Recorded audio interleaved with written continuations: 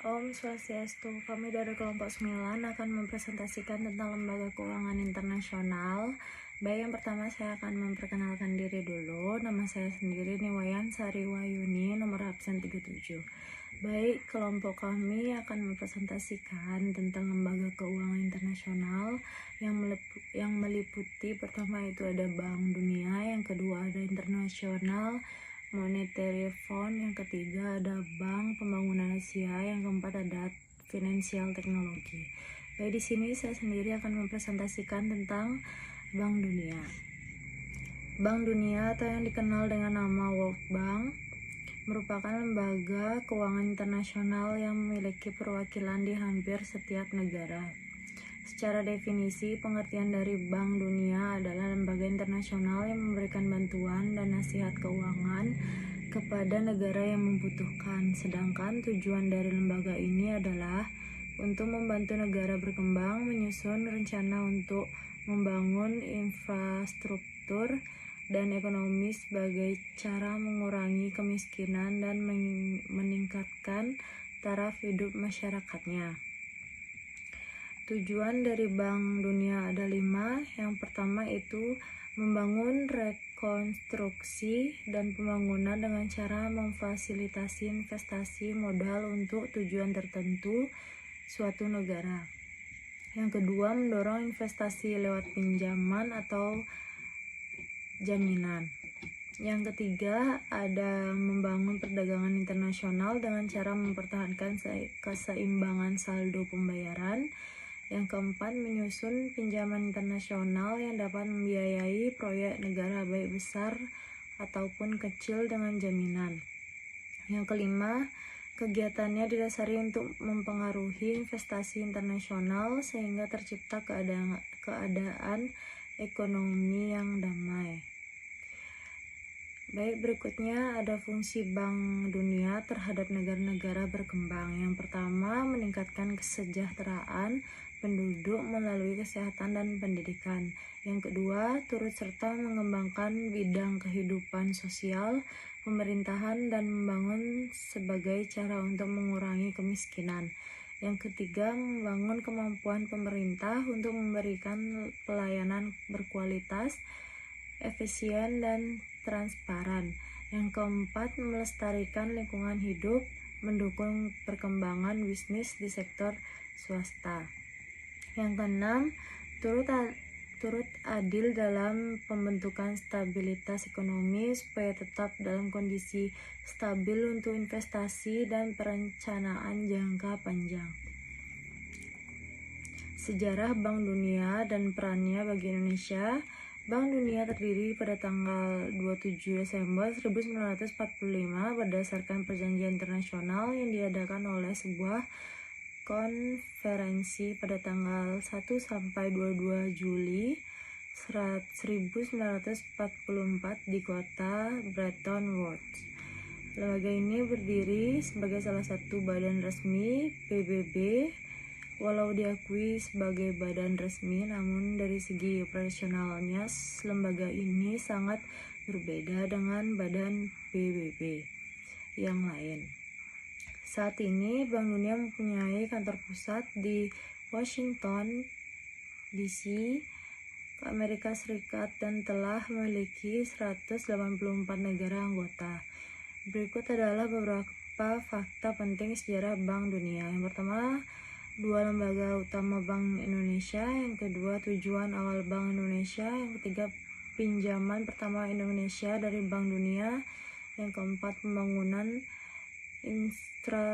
infrastruktur dari Bank Indonesia. Yang kelima, Indonesia masih bergantung Bank Dunia.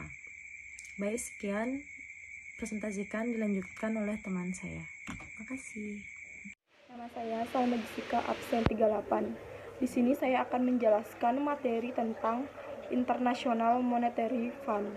Merupakan singkatan dari International Monetary Fund, kalau dalam bahasa Indonesia disebut dengan dana moneter.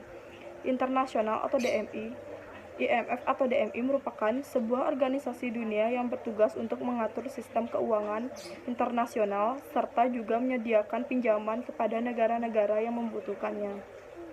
Sejarah IMF dimulai pada saat pertama kali didirikan pada tanggal 27 September pada tahun 1945 sebagai bagian dari usaha dalam memperbaiki kerusakan perekonomian internasional akibat Perang Dunia Kedua. IMF ini bertugas untuk membantu negara-negara anggota yang sedang mengalami kesulitan ekonomi dengan cara meminjamkan bantuan dana dengan suku bunga pinjaman yang ditetapkan. Contohnya itu dengan melakukan privatisasi pada badan usaha milik negara serta juga menerapkan sistem ekonomi pasar. Tujuan dari International Monetary Fund, tujuan dari IMF awalnya untuk dapat menata alat pembayaran atau uang yang dinilai standarnya rusak akibat Perang Dunia Kedua. Tujuan utama dari International Monetary Fund yang pertama itu memahami dalam memperlancar kerja sama dengan melalui perundingan-perundingan dalam bidang keuangan. Yang kedua, membantu dalam memperlancar perdagangan internasional. Yang ketiga, membantu dalam memecahkan permasalahan perekonomian negara anggota sehingga bisa memperluas kesepakatan kerjanya. Yang keempat, membantu negara anggota untuk dapat memperbaiki serta juga mengatasi kesulitan pembayaran luar negeri dengan melalui pemberian pinjaman. Yang kelima, mengusahakan tercapainya stabilitas nilai mata uang atau valuta serta juga mewujudkan sistem pembayaran internasional sehingga dapat mengurangi hambatan perdagangan antar negara. Yang keenam, membantu dalam mengatasi ketidakseimbangan struktur neraca pembayaran negara-negara anggota. Ada fungsi International Monetary Fund. Yang pertama itu mengawasi kesepakatan nilai tukar tetap antar negara. Yang kedua, membantu pemerintah dalam mengelola nilai tukar sehingga akan memungkinkan pertumbuhan ekonomi.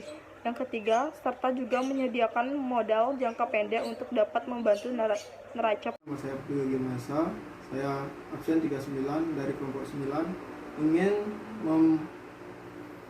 menjelaskan tentang materi pengertian Bank Pembangunan Asia. Bank tersebut merupakan bank internasional yang berkantor pusat di Filipina yang membantu pertumbuhan sosial dan pertumbuhan ekonomi dengan cara memberikan pinjaman kepada negara-negara miskin di Asia. Tujuan Bank Pembangunan Asia yang menjadi tujuan utama didirikannya ADB adalah untuk mendorong pertumbuhan ekonomi dan kerjasama di kawasan Asia dan Timur Jauh, serta ikut membantu memperlancar prosesnya pembangunan ekonomi di negara berkembang yang menjadi anggotanya. Fungsi dari Bank Pembangunan Asia yaitu yang pertama memberikan pinjaman dan melakukan investasi modal atau equity investment untuk mempercepat pertumbuhan ekonomi dan sosial negara berkembang. Yang kedua, memberikan bantuan teknis dalam rangka persiapan dan pelaksanaan proyek pembangunan. Yang ketiga, mempromosikan investasi untuk sektor publik dan swasta demi tujuan pembangunan. Dan yang terakhir yaitu membuat tanggapan terhadap permintaan tenaga teknik dari negara lain dalam rangka koordinasi, perencanaan, dan penyusunan kebijakan. Sekian materi yang saya bisa berikan. Selanjutnya akan dilanjutkan oleh teman saya, yaitu Turah, akan lanjutkan. Terima kasih. Om Swastiastu. Saya dari kelompok 9. Nama saya Gusti Murabagus Putra Kencana, absen 40. Saya akan menjelaskan artinya fintech. Finansial teknologi fintech ialah yang digunakan untuk menggambarkan penggunaan teknologi keuangan yang inovatif dan kreatif untuk merancang dan memberikan produk dan layanan keuangan secara efisien. Tujuan fintech seperti dijelaskan di atas, tujuan tentang gagasan teknologi keuangan berbasis internet tersebut bukanlah menggeser peran keuangan tradisional seperti yang kita kenal selama ini. Kelebihan dari fintech: 1. kemudahan perusahaan yang terlibat dalam teknologi keuangan memanfaatkan konektivitas seluler sepenuhnya. 2.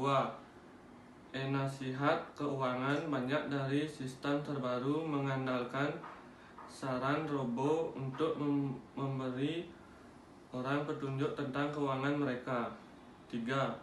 Keamanan tingkat lanjut. Menggunakan metode keamanan terbaru diperlukan untuk memastikan lebih banyak orang percaya diri. 4.